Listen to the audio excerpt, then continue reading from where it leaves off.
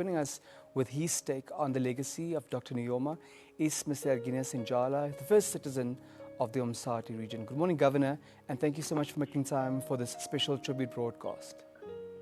Yes, good morning. Governor, where were you when the news reached you? Please talk to us about those circumstances. Thank you very much. It was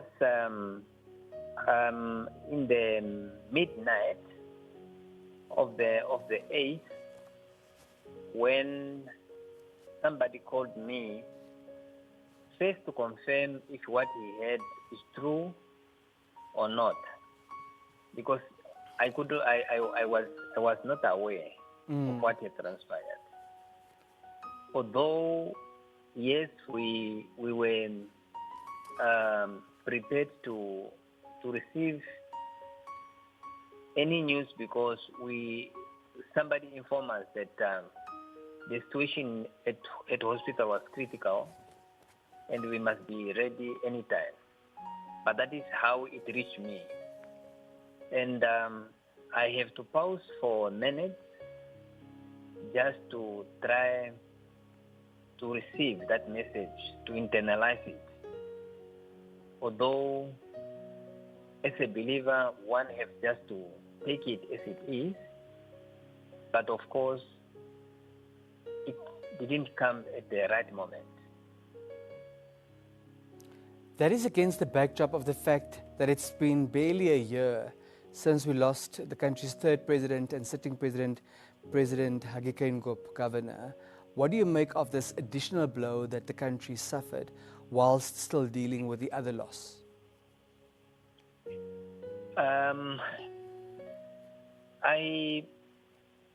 For the past 2-3 days, I've been asking myself, what is really God tried to convey to the Namibian nation? There is something that we don't see, that God probably speaking with us, but we could not understand it. It's just painful.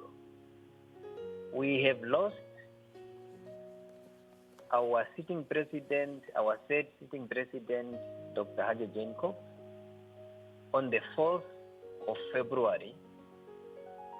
And then on the 8th of February this year, we are losing our founding father and our founding president. It tells a story. But what is very important is I have, in my own view, to say probably there is something that we are doing that is not right, and it's a time to repent. And we have now to start looking at what are the wishes that our forebears have wished to complete, and probably that we are doing or not doing it correctly. I therefore, as a Namibian, as a believer, I think there's a time for self-introspection as a nation to understand these losses.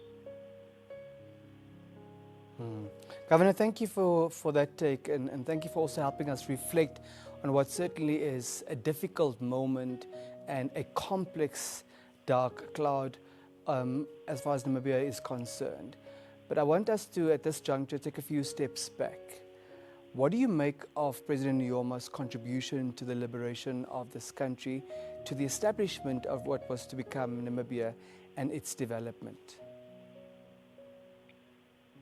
One has to prescribe Nujoma as Moses of our time. Comrade Nujoma from birth, taking now from the history that has been narrated. Since his younghood, he's just dreaming of fighting the colonialism and free Namibia. We therefore, with Tatekurusem, as we used to call him, he was a source of wisdom from God. God created him with that wisdom. And he took it to the level that he had now to inspire a lot of Namibians to stand up and then to fight against colonialism. Tatekulu Nujoma was not only a leader, he was a mentor to many of us. We believed in him because he had the foresight. He always was a fast thinker, somebody that can see something that will happen 10 or maybe 20 years ahead. Therefore, we really mourn a person who was blessed with wisdom. And we have taken a little that we could, and I think we are going to put it in a good use.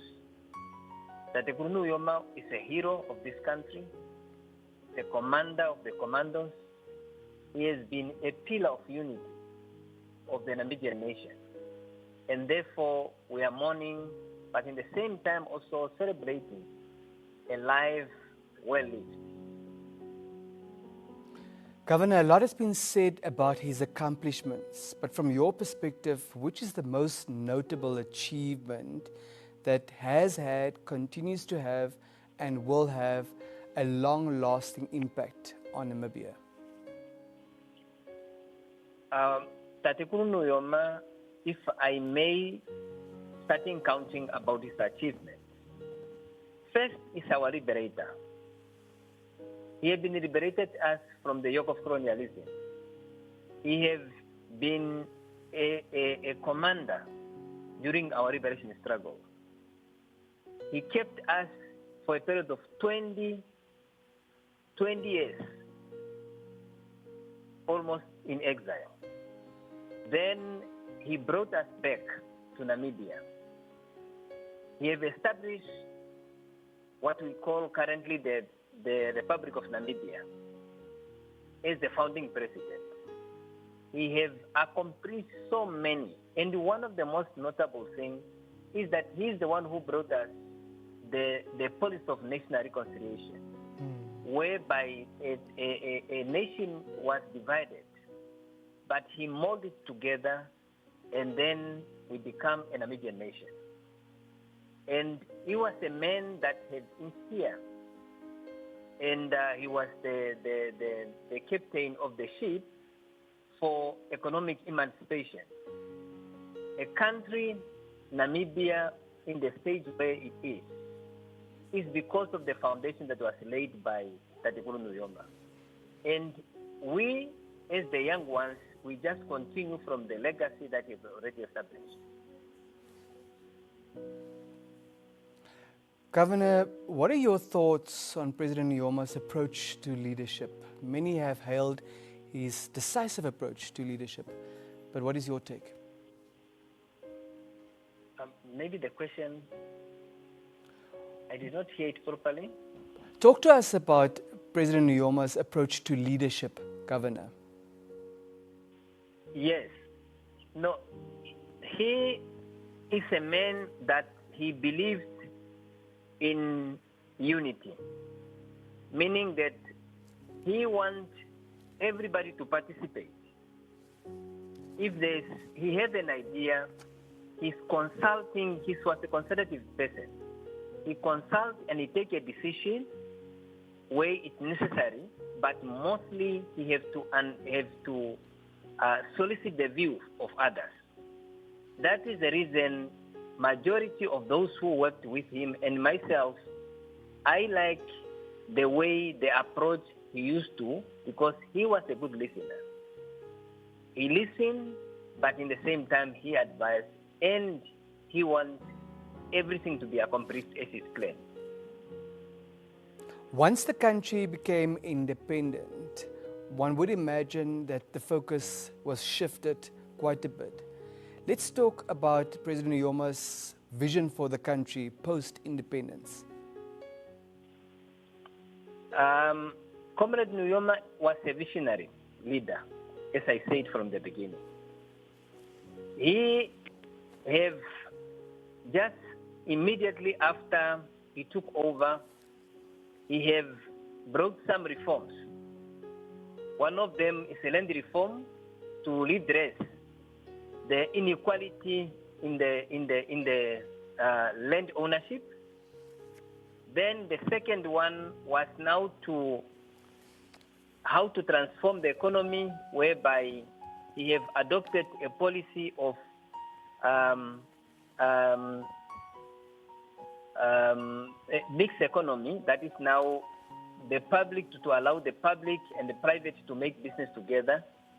And then he have envisioned now the Vision 2030. That is now the long-term vision, how we want to see Namibia going forward.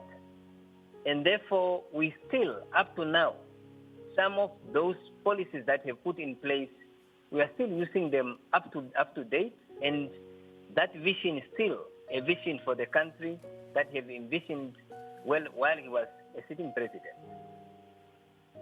Governor, as we wrap up our conversation this morning, do you have a message for your fellow residents of Omusati, a message to fellow Namibians during this difficult time? Yes. My message to everybody, for the whole nation, is that, yes, we are mourning the passing on of our founding president. We are mourning our hero. But in the same time, we have also to appreciate and celebrate his life. His legacy will live on, and we have just to do the right thing as he wishes to. One is that Namibia is now our time to unite as a nation, to start loving one another, and then to pause a little bit and make self-introspection of what God probably want to tell us.